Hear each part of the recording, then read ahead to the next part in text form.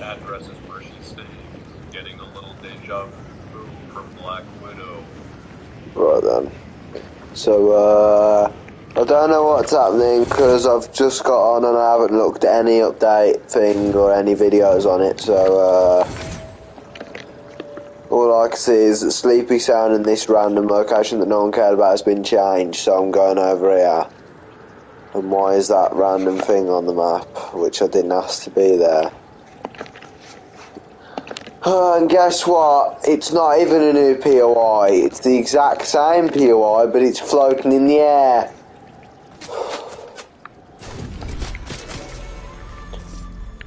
Oh, shiny sound. Yo, I'm getting really sick of these uncreative names, I am.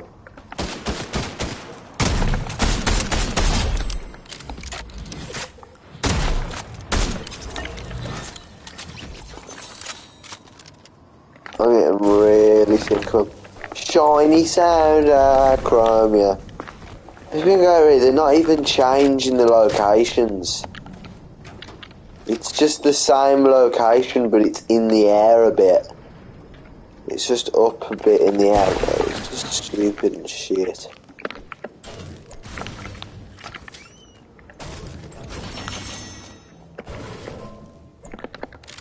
Anyway.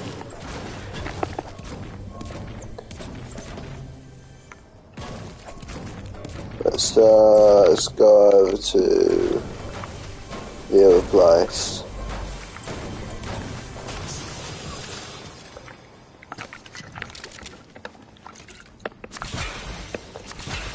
Let me use these shits.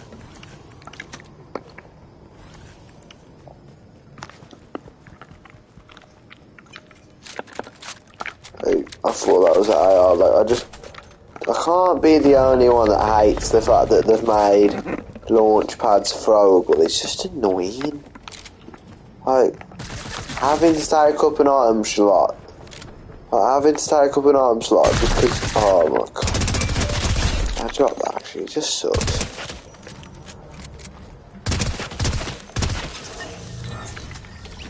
Like, you know what I mean? Having to take up an item slot just because zero build exists and you can't place launch pads in zero build because you have to place a floor for it to actually place properly. It's just annoying and ridiculous. So you're telling me I have to waste an item slot just because you've created a shit mode that hardly anyone even plays except from the wimps that don't know how to build properly. I mean, I'm not that good at building, but I'm not fucking such a wimp that I have to play zero build. You know what I mean? I know I'm not the greatest player ever, but I mean, I'm not going to play zero build, am I? Because I'm not a fucking wimp. Oh, you know what I mean? I don't want to, you know, there's too many sweats in zero builds. I mean, there's too many sweats in the builds, you know what I mean? Getting killed by idiots fucking which don't play the game all fucking day. I don't care, mate. Honestly. Just ridiculous excuses. All the time. Like, zero build should have never existed. It's one of the worst things I've ever added.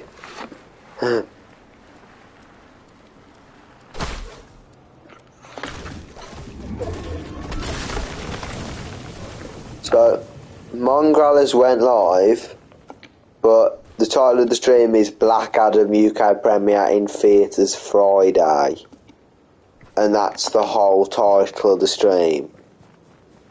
And apparently he's streaming Fortnite, but the title is just literally Black Adam UK premieres in the UK on Friday.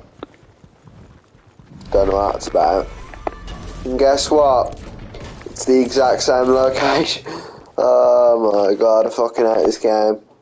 Guess what? It's the exact same location, but they've added chrome in the name, and it's probably in the air, and it's still, or there's just chrome all over the shop. I haven't even looked at it yet. Honestly. So, I don't know what's happening. Perform ritual. Perform ritual. That's just me pressing something and then getting a terrible mythic. Anyway. Check. I can't hear it in there. Done about 20 checks. What is this? Chats, can you guys hear us? Yeah, we can hear you, Dick. Check. Thank you, oh my god. It's happening. What is this, Pants? What does he actually do?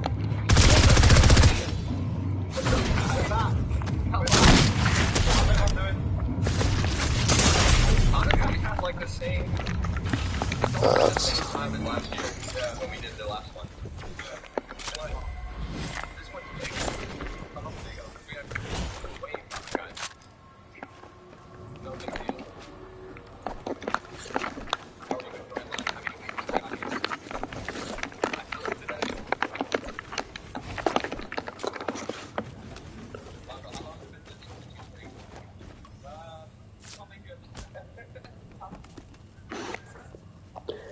It's been a fucking month again.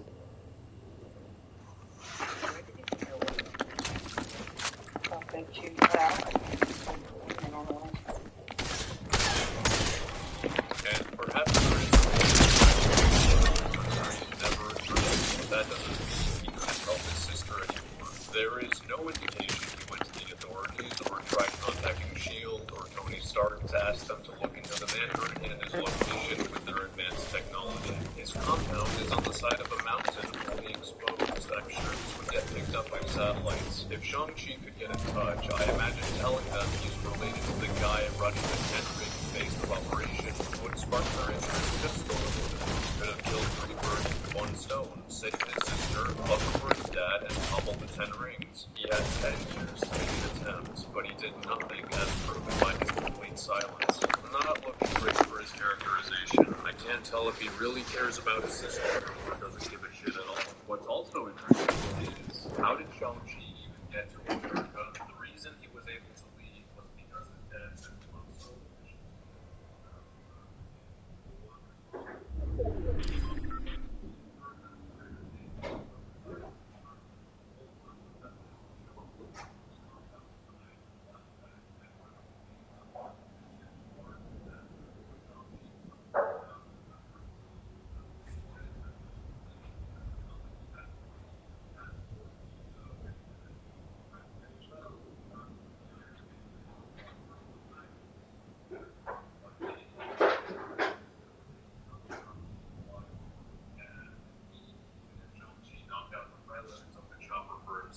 He doesn't know how to fly it. Traveling across continents and an ocean with no resources isn't just something you can say just happened. You could honestly have an entire movie just about how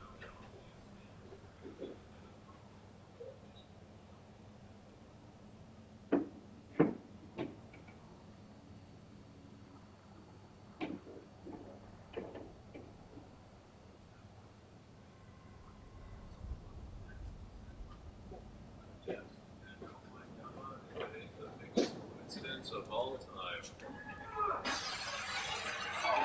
Judy, we're on top. We have to go now. I'll buy you some time. Just keep going. On a dark desert highway, cool wind in my hair. Remember when she said doing this confuses stupid people? This was the payoff. It works on a deadly assassin trained by a 2,000-year-old conqueror. No, Katie is dead. Wait, why are they using stun batons and not guns? Good question. Please, piss off if you're going to tell me they don't because the Mandarin wants to stick to traditional weapons or his culture. That would be like defending the Wakandans using trial by combat to elect their king. This dude was literally buying Stark weaponry in 2008, which were purely explosives and firearms. He was also about to buy the Yellow Jacket in 2015, meaning he was very interested in more efficient methods of killing. But nope, I'll downgrade my men to use electric sticks, and piss off twice if you're going to tell me his army doesn't use guns because he doesn't want to draw attention. Whoa, get off me.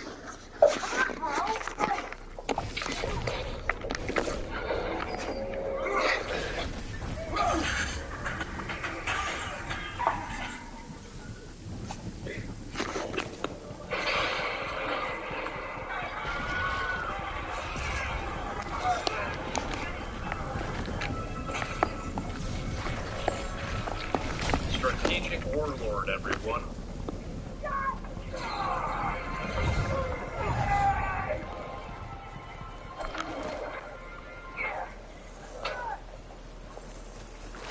the fuck approved this bullshit? Yelling somehow knew Katie was about to fall, which floor to be on, and which room to be in, and had the super speed to make it there on time.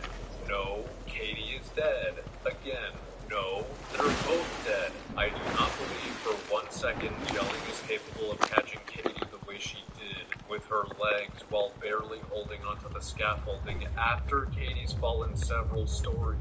The force would have been far too great. And look, the bamboo is too girthy for hands to fully wrap around for a strong grip. Katie would have taken Yelling with her to the street. And before I get called a misogynist, let me phrase that differently. I do not believe a regular human is capable of catching Katie the way it was done.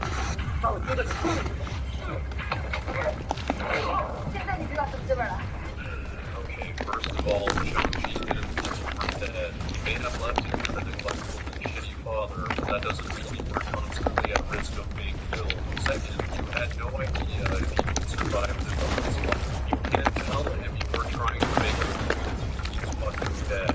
She was so determined to make this movie, she was even chill, leaving his friends who had nothing to do with his decisions, then died.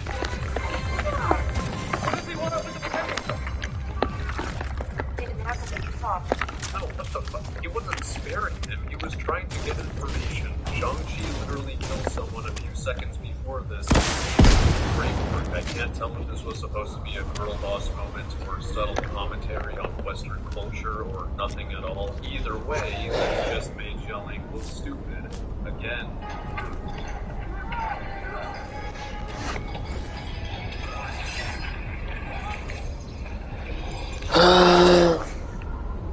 I told my men they would save you. They tried. Glad you were right. What the fuck is going on? Why the fuck would you take that risk? You only need the pendants. Idiot. I said no. Let's go. Okay, let's go over the manager's goal and his plan thus far. He wants both pendants. He also wants to bring his children back home, so that kind of means he needs them alive. He knows where both of them live, and of course, he wants to remain hidden from the world, which would best be achieved by not making a scene in public. So, his plan was to send his son a postcard with nothing but an address and a drawing. Okay. He will think it means it was Why is it sent so by dark his over sister, here? who somehow knows where he lives. He's also hoping his son wouldn't go to said address to see his sister within the months before he sends his men there. He's also hoping both of them still even have their pendants and regularly wear them.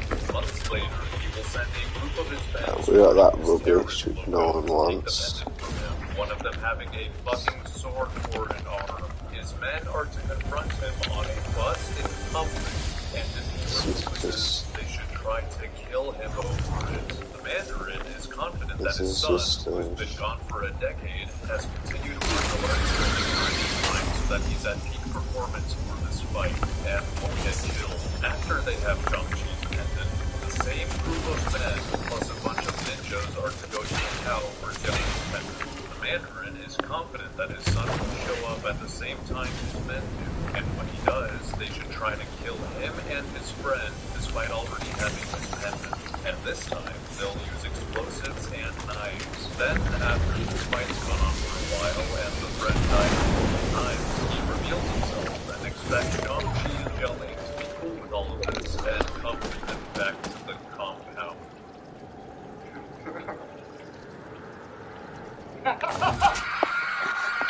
What was the point of the postcard if all you did was have Shang-Chi intervene and possibly sabotage your mission of getting Jelling's pendant?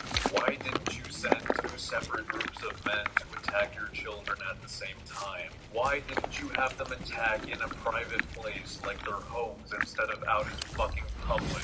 If you wanted to bring them home with you, then what exactly were you going to do if Shang-Chi didn't or couldn't go to Macau after his pendant was stolen? Or more likely, what if Shang-Chi didn't know you were going after his sister because this guy didn't end up saying, Your sister deserves what's coming. what? Were you going to have your men travel from California to Macau, pick up Jialing, and then travel back to California to pick up Shang-Chi?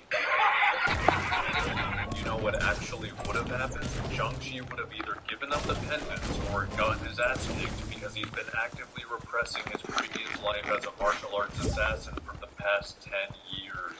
He's in absolutely no condition to take on the henchmen. And no, doing push-ups before you go to work does not equal rigorous hand-to-hand combat training. Let's talk more about this dumbass line. Your sister deserves what's coming. I've already covered that this line is the only reason why Shang-Chi knows to go save his sister, but it makes no fucking sense with what the I don't know who that guy is who's joined, by the way. children, and he has no grudge against them. So what the hell did you tell Blade to make him this fucking pissed and tell Shang-Chi he and his sister deserve what's coming? That's a straight up threat of revenge. Blade Armag should have been confused as fuck when he saw the Mandarin welcome his children with open arms. Told my men they try. No, apparently you didn't. Fuck this plan. At least he can't get any worse than this, right?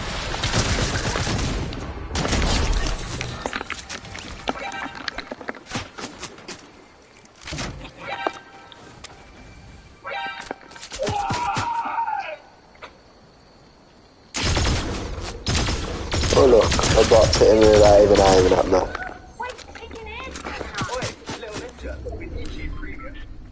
Appropriate. A funny story. Some years ago, a terrorist from America invaded a radio country overseas. He approached the president. My terrorist. He did.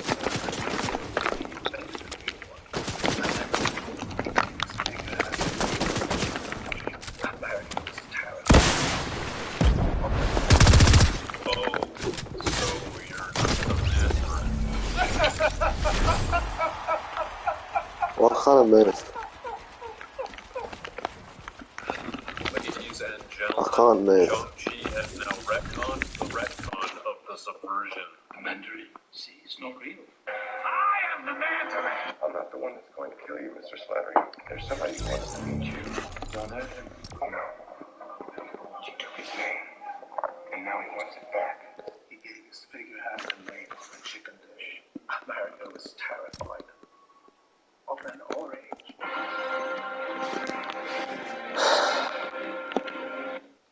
My real name is Whittle. So why did you send a team and a fake interviewer to bring Trevor out to kill him yourself if the Mandarin is so irrelevant to you? You think it's pathetic America fell for such a silly character, for crying out loud? Why even go after Trevor, some lunatic actor, when the details of the fake terrorist were publicly exposed, with Killian and the vice president behind all of it? Who the fuck knows? We'll just chalk it up to arrogance, I guess, since that's the excuse every stan uses to explain characters' inconsistent and idiotic decisions these days. The truth is, I've had many names throughout my life. The Warrior King, Master Khan. Okay, general rule of thumb. If you're going to give an alias to your villain you want the audience to sympathize with, don't give them a name like Master Khan. For the longest time, my friends and I thought Master Khan was referring to Genghis Khan. It wasn't until recently that I googled Master Khan and found out he's a fictional character from the comics. Do you know why he specifically was the Genghis Khan of the MCU? Because they're pretty much the same person, and when was alive during the reign of Genghis Khan. Only Genghis Khan was much worse for being a serial rapiste with several wives and concubines. It was also hard to believe that for 2 millennia, the power-hungry psychopath remained celibate, so we didn't even bat an eye when we thought the movie was confirming his big ran rampant, spawning children left and right. His family is portrayed as being special to women, and the only one he's ever had, but because you wanted to make this obscure comic reference, you just risk destroying that notion with this name, especially as it lines up with Wendy's history. Good job. We gave up everything so we could be together. Why? And I, so should see it.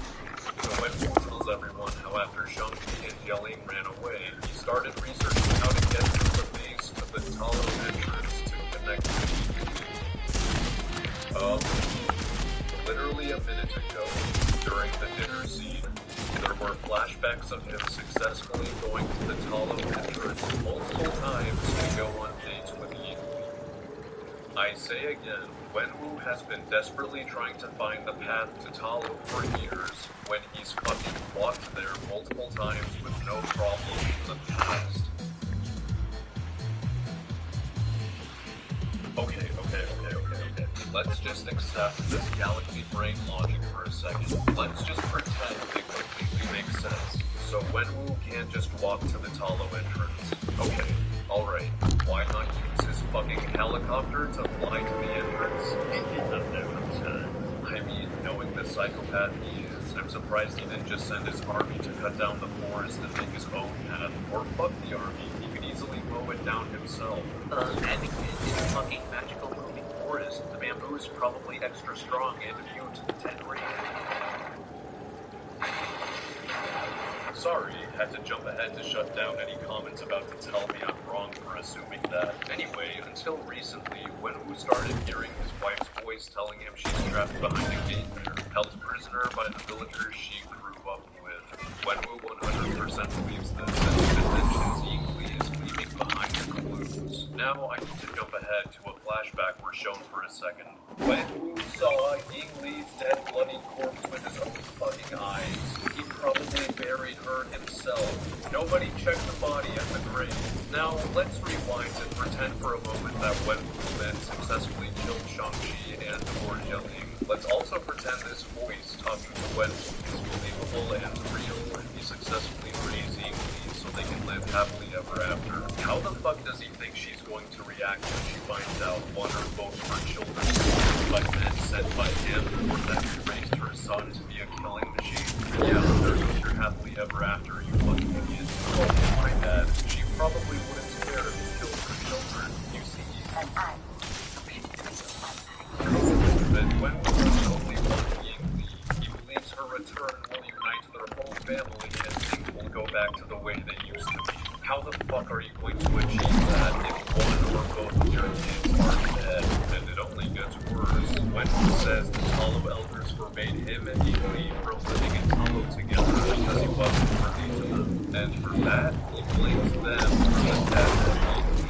Now, I need to jump ahead again to the same flashback I brought up before. Since they can't live in Talo, they obviously lived in Wenwu's compound. And one night, the Iron Gang just walks into the compound and kills Yingli. Where the fuck was Wenwu's security? If Wenwu's out for groceries at fucking 10 p.m., you think he'd have at least a few guards by the front door to protect the only people he's ever loved, especially when he knows he's made enemies. Or, he could have just fucking locked it. Yeah, her death is 120% your fault, you absolute dipshit. Is it safe to say now that it's very possible the Mandarin from Iron Man 3 is better than the supposedly real Mandarin? No! The timing of the Iron Gang's arrival is so strange as well. Wenwu ended his reign in 96 when he met Yingli, and Shang-Chi and Yelling are little kids when they storm in, so they decided to be mad at Wenwu and barge in years after Shang-Chi tells him there's no voice, their mom is dead, and she isn't leaving behind the moon. And Wenwu responds, "Oh, those? Those are just pendants Yingli gave her children when they were little to help them feel safe when they're lost. Did you not know they were made God knows how many years before Yingli died?" Well, obviously he did, because the entire first act was about obtaining them from his kids who he hasn't seen in 10 years. So what the fuck is this assumption? He's acting as if the pendants just showed up on his doorstep one day, or materialized out of thin air in front of him. So the two pendants are used to activate this water simulation of the maze upon placing them in the eyes of this dragon mural that he never established. How is this physics-defying mural that creates a map to a place Wenwu's unfamiliar with, even in his compound to begin with? Since Shang-Chi and Yelling don't buy Wenwu's story and refuse to help him,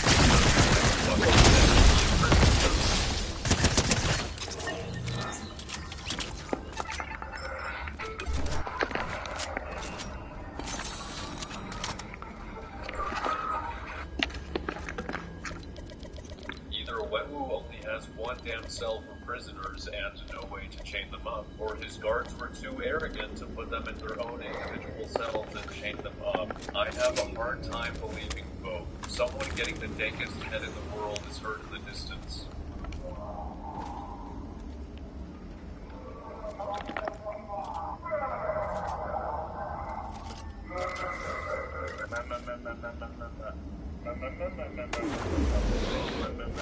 And when they approach the individual, it is revealed to be Trevor fucking Slattery. He's alive? I'm not the one who might kill you.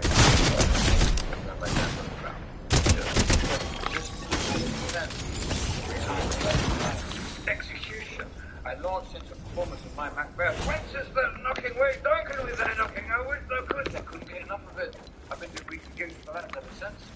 I am so tired. Remind me, why was Wenwu going to execute him? You took his name, so now he wants it back.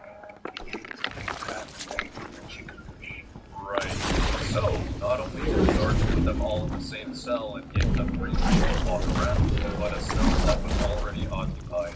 It's okay. It's not like locking them up with Trevor is going to reveal very important information that'll advance the plot for them anyway. Anyway, Trevor revealed very important information that'll advance the plot for them, thanks to this mythical creature named Fortnite that was picked up by Wenwu during his expedition to find the entrance to Colony.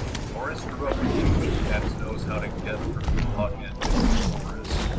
Putting a pin in this the issue of Forrest's very existence in the story once more information. Why is Forrest a native and potentially helpful for getting to Talo, which is incarcerated? It is of no concern. Apparently, a lunatic British hobo learned to understand Forrest's language somehow, so you think it'd be easier for Wenwu to learn it. While Shang-Chi and Katie are learning about Trevor and Forrest, Jialing goes off somewhere and kicks down a stone wall. Wenwu locked up his martial arts experienced children in a prison whose walls can just be kicked down. And Jialing says there are underground tunnels that can take them to the garage because that's how she escaped last time. And in the garage, they steal a car and are spotted by security cameras. So Wenwu has cameras in the garage, but not in the prison or around his front door. I'm not gonna pull a Cleb and bother breaking down this fight, because what happens next is a whole bunch of stupid. Shang-Chi manages to bring a goon in the car and knock him out, because to open the garage door, you need the fingerprints of a goon to open it and a thumbprint to close it. It's extremely convenient that the garage door opens and closes on a dime, because it allows them to not crash into it, and causes the goons to crash into it. Fuck you, Magic Kid. It was probably designed to instantly open and close in case of intruders. When strategic genius. Once again, we're highlighting how when and a thumbprint to close. It's extremely convenient that the garage door opens and closes on a dime, because it allows them to not crash into it, and causes the goons to crash into it. Fuck you, Magic Kid. It was probably designed to instantly open and close in case of intruders.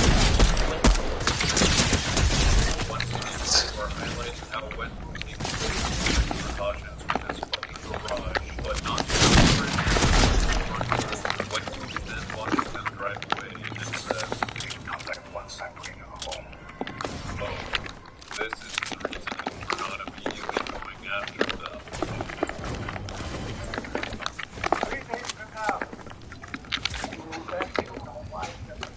And bring her home.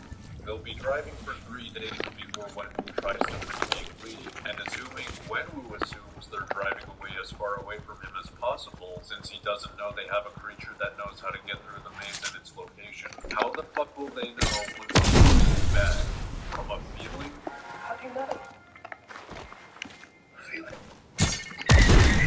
So, you should probably go get them in case they never return, or get stranded in the middle of nowhere with gas or battery depletion. Or don't, because capturing them will fuck up the plot, you know. Wait, what? He has cameras in several barren hallways and rooms. One's on a stairwell. One's just a truck. Are these bathroom stalls? Are these cameras watching the public in some faraway city? Are these random stock videos of the world? Motherfucker, you have all these cameras set up, but not a single one in your prison or your front door? The next day while they're waiting for the pocket to open, Trevor tells everyone about what got him to start acting. Oh, I know this story. He told us a little in All Hail the King. He had a photo of him and his mom on October 12, 1964, the day he landed his first role, meaning he'd likely been going to auditions before that. Shang-Chi can't possibly fuck up this extremely simple piece of history, right? 1968. Hundreds of teenagers. I was sitting in this room on X and I wanted to watch it. After the film, I asked him, how can I get those monkeys to do those things? And she patted me on the head. She said, there's no real pet. It's just that simple. That's the name. What's it now? Enhance.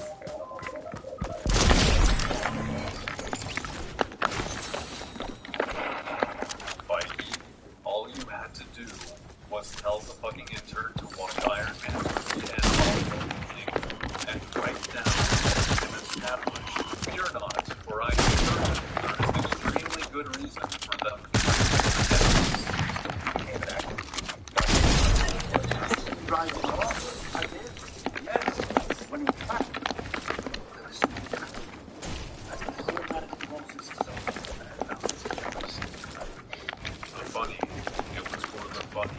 Anything for the funny. Morris tells them to go since the pocket is ready. How does he even know how to get through the maze if he'd have no reason to use it? How is that not in? Okay, I guess he knows everything. Fuck off. He's the world's furriest and shittiest plot device. Once they're inside, Shang-Chi wastes time introducing and recruiting villagers instead of immediately telling them when he was preparing to wage war on them. If it wasn't for his answering, they would have been forced out. Our people have been here for over 4,000 years, preparing for something we hope will never happen. We are the keepers of the Dark Gate, sworn to protect the Throne and wars. The slot behind Over is darkness. He came with his armor to devour every soul in their path. And with each, they grew strong. Your father is the first to come here to open the Dark Gate. Oh, stop, you dumb fucking chicken. And they all had one thing in common. The Lord hereby points the Lord is This has been their purpose for over 4,000 years. Not only was this information absent from the scriptures about Talo what we read at the beginning, but equally never told Wenwu. 4,000 years ago, her village's entire purpose is to contain a soul-eating dragon behind a gate, and that many people over the centuries have tried opening it because they were told by a voice promising them their great desire. Because if she had told them this, Wenwu would be this much more wouldn't have happened. Again, to fall in love, date, marry, have a family without one bringing up what simply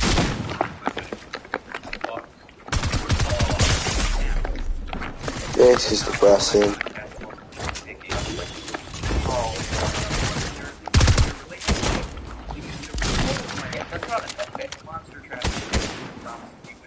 That's not a secret.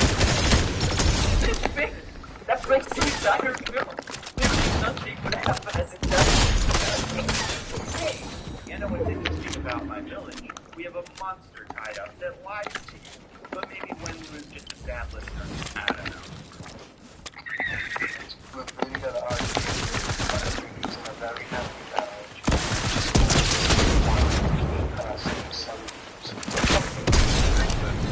Time I watched it, I don't remember this at all, but he is saying it is a nitpick, and then he goes on to explain why it's not a nitpick.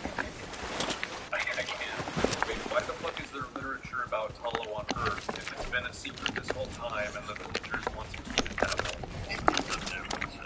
If someone previously found it and then wrote about it, then how did they even make it to the entrance without knowing the maze? And if you're going to tell me they just walked to it, then why the fuck doesn't Wenwu just walk to it? Remember how I said I'd come back to discuss Morris? Well, time to go on that tangent. Morris was picked up during one of Wenwu's expeditions to find the entrance to Talo, means he wasn't inside Talo and presumably far away from the entrance. He probably wandered off and fell to the that's whatever, I guess, but this Yingli was never replaced as the guardian of the entrance after she left, and And as we just saw, there still isn't a new Guardian. But if there was a Guardian, then Morris would have never been part of this story. The new Guardian would have stopped him since they want Talo to remain hidden. Having a creature like this roaming around Earth would only raise many questions. So yeah, that's what I wanted to point out. The way Morris is included in the story is kind of shoddy. She ended one day you would find your way here and asked me to prepare something for your arrival. Remind me, how did Ying Li die again? Oh yeah, randomly. So why does this line sound like she knew she was gonna die in advance, as if she had some terminal illness? How was she supposed to warn her sister to prepare these outfits? You're telling me she was never gonna bring her children to Talo herself someday? She was expecting them to go on their own after she died? How are they supposed to get there if she never told him where the forest was, or that the purpose of the pendants was to literally show them the path to get there? Like, they don't even know they have to put the pendants in the eyes of the dragon. 10 rings in with the sentences. He took them. Nobody was next. Not everyone wants them. We both know it can't be good. Apparently she told Gwen how to use them, even though he's not welcome in Talo. But she didn't tell her kids who she gave the pendants to in the first place. What? Guess these outfits are one size fits all, because it's not like she knew when they were going to arrive or how big they were going to grow. What if Shang-Chi came to Talo when he left the compound at 14? What if he became extremely buff or really fat? I know you might find it annoying on lingering on this line, but it baffles me how something so simple like providing an outfit can be so nonsensical when you ignore the context to try to give it some deeper backstory. It would have made complete sense if the ant just said, here's some dragon-scaled armor for our people to try it on. Anyway, for the remainder of the day, Shang-Chi and Katie go their separate ways today. The former airman, Oh? My mother was the only one who could see her. Show me how she did it. Sorry, Jim, you're gonna have to be a hot young woman to do that, because Wesley would have annihilated her if he didn't stop to watch her and he was consistent with his rings. Shang-Chi has a little pensive moment to himself and reveals that when his dad sent him on his first mission to kill the guys who killed people, he went through with it.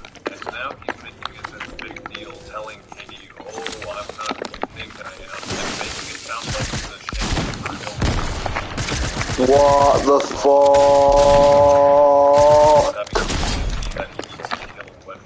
All of because A, he's had no rule against killing throughout the movie and participates in it, and B, he fucking forgot his mom willingly dated the man who's killed God knows how many hundreds of thousands. I doubt she'd care if her son punished the one responsible for her death.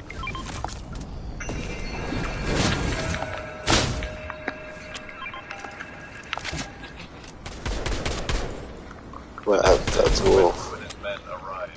Wait, the next day? I thought he said...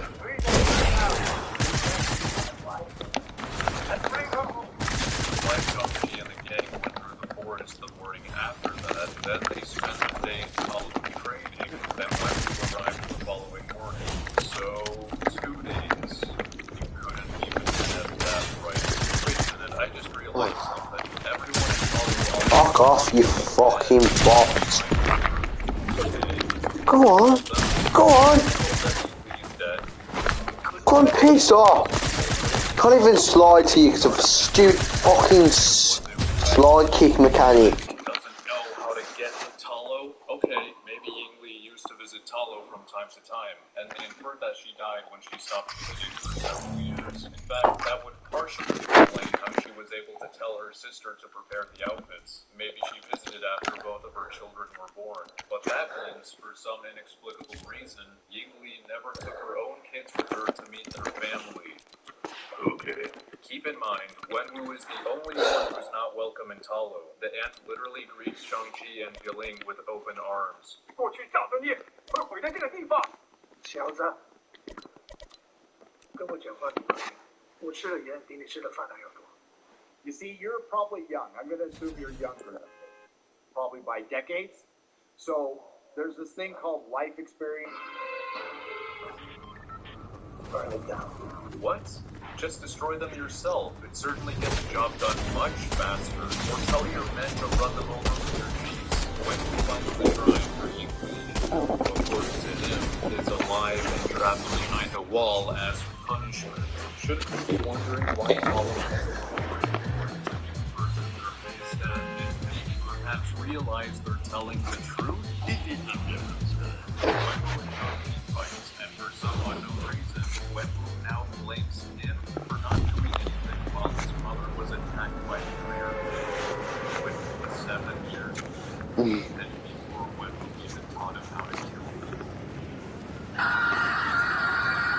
Shang-Chi then says, What makes you think she wanted anything to do with you?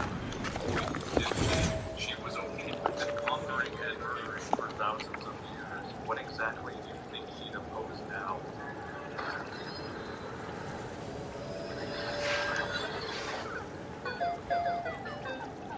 Yup, he's dead. It's truly sad it needs to be said, but remember that everyone in this movie is a regular human with regular vulnerabilities.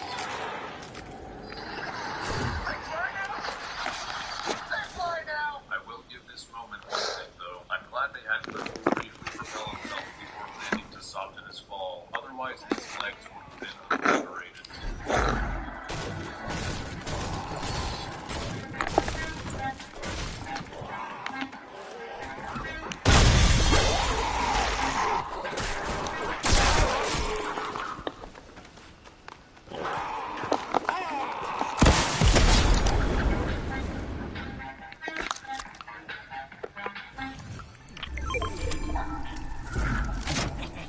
Okay, if the punch didn't kill him, it would have at least completely knocked the wind out of him. AKA, he 100% to the ground by now.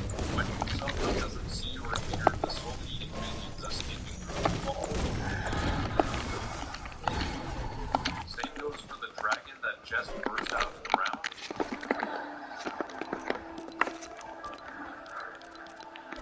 Either that or he chooses to ignore it. I gotta say, the rules for the minions are about as codified as the rules for the Dementors from The Flash. So you know they fucked up. It's established that the only material that can kill the minions is dragon scales, and they show normal weaponry phases right through them. But then somehow, Blade Man can just grab one. He repeatedly tries to stab him, phases through it each time, but his hand doesn't upon grabbing it, preventing it from killing him. Okay. Also, the giant lion thing killed the minions by just biting them. Okay.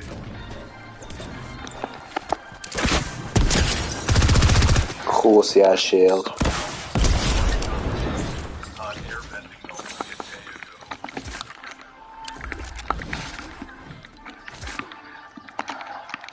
Oh, it looked like he was about to clap his cheeks at that move, but they just cut away from it. Okay.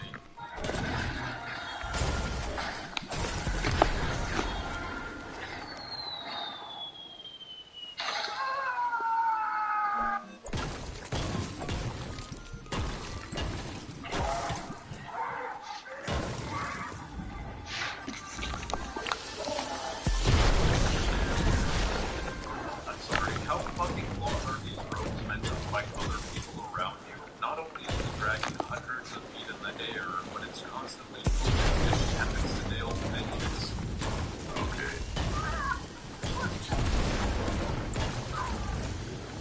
This is a genuinely funny moment for Trevor, because it entirely stems from his character and it's something random look at us. We haven't seen him throughout the entire fight, and when we finally do, for his perspective, he seems to be dead, but this dedicated actor, wanna die, Calm down, mate. I'm not dead, it's just a performance. Now get down here, Paul.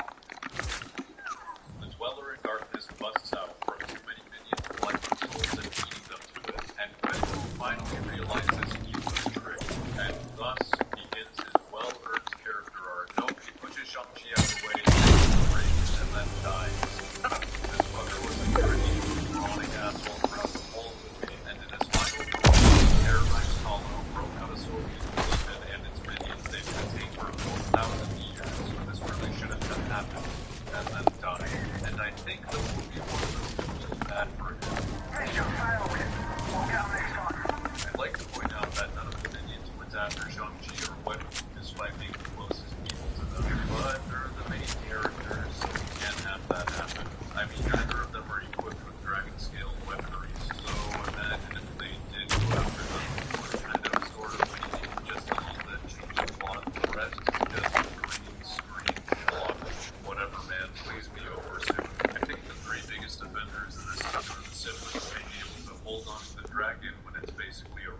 poster, Jelling's close-range rope weapon literally turning into Wonder Woman's lasso. Like, seriously, you expect me to buy this amount of rope can extend this far and just wrap around stuff at will? And the unexplored abilities of the rings. Like, what are these things? Nando couldn't even answer in his video without making a really broad guess. They are so powerful, so versatile, and anyone can tell what the stakes are when wearing them. One of them carries Shang-Chi at some point, providing yet another potential way Wenwu could have traveled to the Talo entrance. I guess he never tried doing that in his 2,000 years of using them.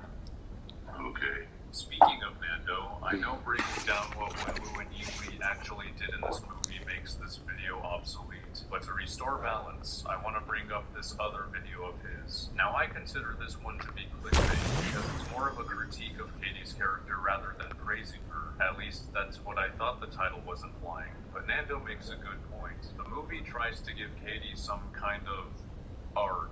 It's set up in the beginning in this breakfast scene where her mom says grandma didn't come to America for her to get a Berkeley degree only to park cars. Then at the bar, her friends tell her she should grow up and live up to her potential. Then her conflict is stated in the scene where Katie tells the elder that she admires the villagers for knowing exactly what they want and spending their lives perfecting it. Unlike her, where she gives up on something when she starts getting remotely good at it. But this isn't true at all. If anything, the one skill we know Katie has mastered in driving is present throughout.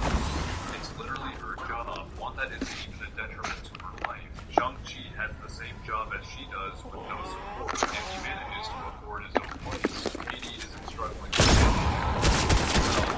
visibly employed being a ballet attendant. This plotline throws Katie under the bus for not working in an office. Movies love to use conflict and shorthand to support lifestyle choice, but it's a job.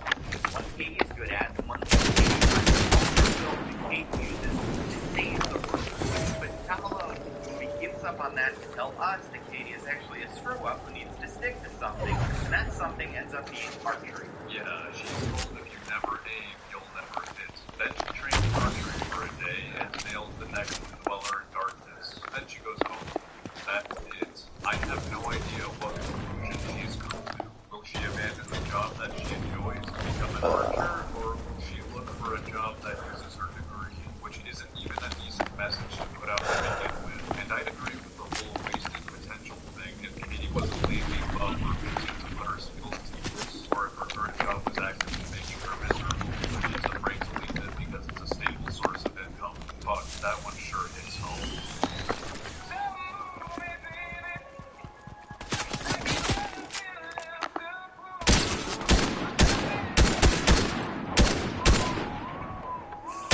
Stop building.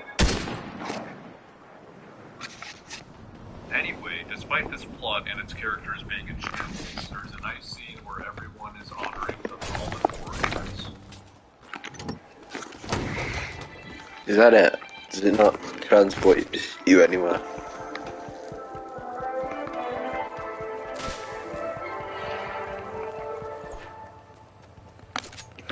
Shang-Chi, you do have the rings. Yeah, yes. Good. Let's go. What to talk about? You too. Come on, Wong. Fuck off. This movie is not even trying in the slightest to make Katie relevant or justify why she's brought along in 3 major plot-thickening moments. Don't match any artifacts from our codex. What do you think? They're not my brain. Did you guys fucking forget that after years of back and forth between Bruce and Hulk, you finally had to make the decision to spend 18 months in a gamma lab to create Professor Hulk as a compromise? Yeah, fuck off, fuck you. Why make Bruce's on-screen development seemingly definitive and equal to him if you're only going to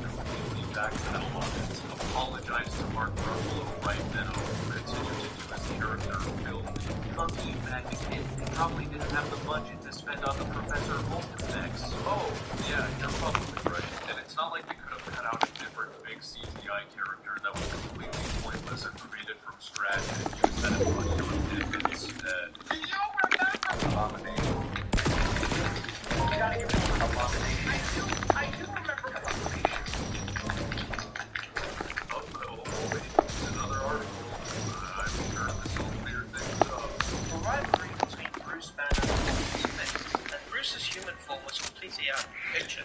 It turns out that this is likely why Marvel made the suit for Shang-Chi, as the studio always wanted to have Bruce Banner be an important part of Marvel's character. According to an excerpt from the story of Marvel Studios, the making of the Marvel Cinematic Universe. Oh, they always want Bruce to be part of the character. Yeah, okay. It's not like there's a 3-hour movie saying otherwise. Not sure why they don't consider Bruce to be part of Professor Hulk when he's verbatim the best of both worlds. It's like they completely missed their own points they made. Looks like they also gave up on Carol's girl boss haircut too. Guess she was a little too sensitive to Rocket Raccoon's remark. What, gonna get another haircut? Is that like a personal attack or something? How about we mention the elephant in the room? This man, who's supposedly Bruce's friend, gleefully trains the monster that almost killed Bruce years ago. What a good friend he is. What a good friend you are. And that's it. That's Shang-Chi and the Legend of the Strategic Genius. Get it? The Strategic Genius is a legend because there was no Strategic Genius.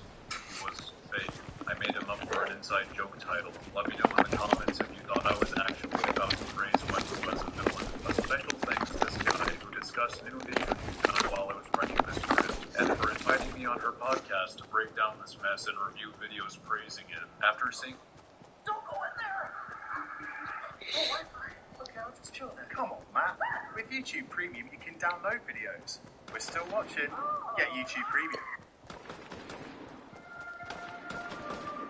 To understand what I'm about to tell you, you need to do something first. You need to believe in the logical. Can you do that? This is film about space wizards intended for children. In this series, I will be demonstrating how poorly written and contrived the action scenes and their outcomes are in CW's The Flash. Like, they are so unbearably contrived and nonsensical that they absolutely ruin the show for me. I hope this video ruins it for you too. Anyway, before I begin going scene by scene, there are some things to remember. All concepts brought up are entirely based on common sense and what's provided in the show. Super speed. Super speed is one of the most overpowered abilities to exist. Like, way too overpowered. So overpowered that it makes no sense to make a 7-season show about a character that possesses it unless you do it right. Of course, you run from point A to point B in the blink of an eye. You can attack non-speedsters without them even seeing it coming. But speedsters don't just have fast legs, they have fast everything. If you're gonna run super fast, you're gonna need just as fast eyes and reaction time. Otherwise, you would constantly run into everything. A visual example of this is whenever everything around the speedster goes into slow motion so we can actually see what they are doing and reacting to the things around them. You thought the world was slowing down. It wasn't. You were moving so fast, it only looked like everyone else was spinning still. Let's call this speed react. So once you showcase how overpowered super speed and speed react are at any moment, you must remain consistent with what you can do with them. Otherwise, you will create plot holes or damage preview scenes in retrospect. But CW's The Flash constantly suffers from this problem each season. And if this shit also happens in the comics, then I would probably hate those as well. People who even dislike the newer seasons claim that Season 1 is amazing and top-tier superhero television. But they are laughably mistaken, and I have a fun little criterion to measure why they're wrong. Enemies who should have been caught by now, and people who should have been saved. It's really gonna add up. You might think I have no life for making this, and you're absolutely right, but I'd appreciate it if you'd watch the whole video before forming an opinion on my criticisms. There's nowhere to run! Yep, believe it or not, the first action scene already has problems. So this is the part where Barry runs into Martin's car, and Martin makes this face like he just smelled a dirty diaper. Act. He goes for his gun, and then Barry, the fastest man alive, instead of, taking his gun away, he turns the wheel and flips the car. Okay, we'll let that slide. It was a high-stress moment, and he made a mistake. So the car just flipped over, and Martin is walking away a couple seconds later. This is impossible. As you can see here, when the car comes to a full stop, there's no one around, so he's still in the car with Barry. Also, how the hell did he get out of the car to begin with? This side is the driver's side where Martin was. We see as it's sliding, the door is closed and the driver's window is still intact. It's not until after the car stops that the driver's window breaks and we see Barry crawl out of it. Seems like the director just wanted him to magically teleport out of the car to have this edgy, cool guy moment where he walks away and looks back all pissed and pouty. What are you doing just standing there and staring? Run up to him and punch him. You have super speed. You wouldn't be able to...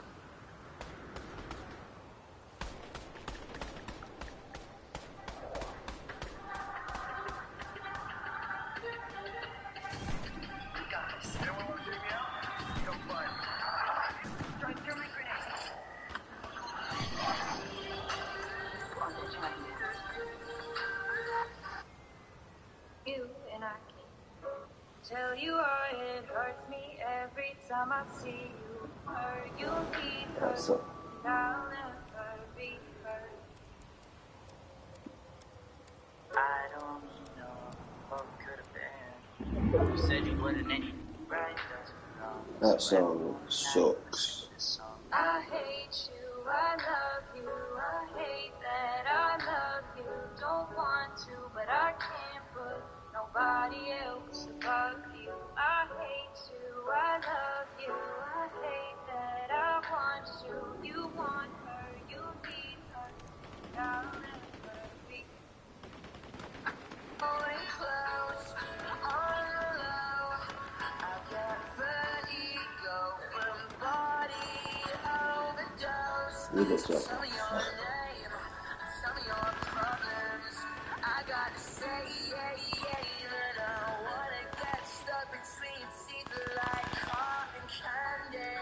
So you remember me, darling. I'm losing myself in you. I know. I'm losing myself in you.